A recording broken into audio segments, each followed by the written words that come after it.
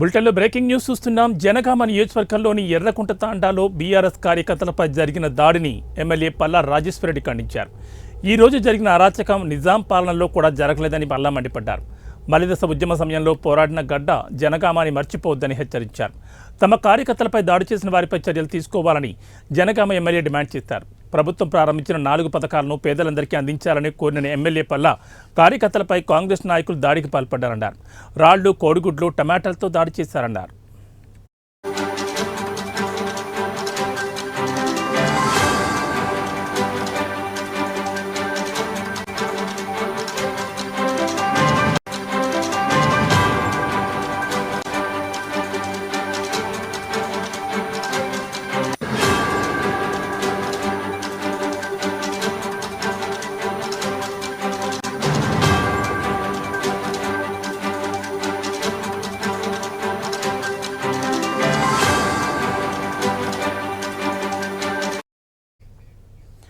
దాడి అనంతరం MLA Palla Rajeshwar Reddy camp కార్యాలయంలో మీడియాతో మాట్లాడుతూ ఎర్రకుంట తాండాలో ప్రభుత్వం ఏర్పాటు చేసిన 4 పథకాల ప్రారంభోత్సవ సభ సందర్భంగా బీఆర్ఎస్ నాయకులను అక్రమ హౌస్ అరెస్ట్ చేశారన్నారు.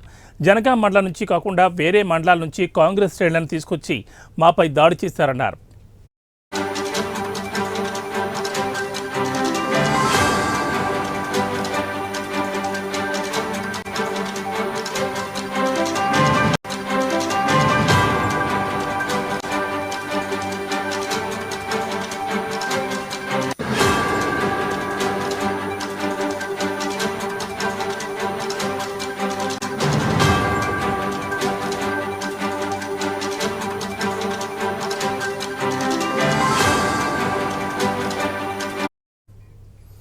ఈ రోజు జరిగిన అరాచకం నిజాం పాలనలో కూడా జరగలేదన్నారు. కాంగ్రెస్ ప్రభుత్వం ప్రజలకు ఇచ్చిన అన్ని హామీలను అమలు చేయాలని, ఎర్రకుంటలో 300 మంది ఉంటే 40 మందికి మాత్రమే పథకాలు ఇస్తున్నారన్నారు.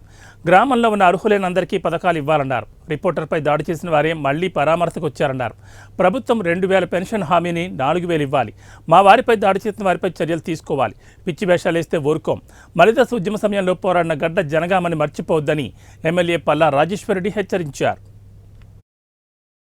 ఓకే, మీరు వెళ్ళండి, మీరు వెళ్ళండి ప్లీజ్.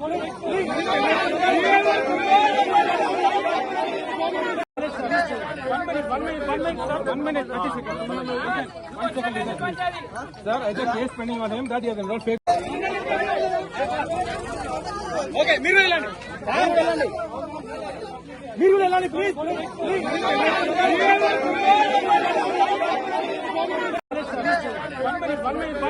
One minute, 30 seconds.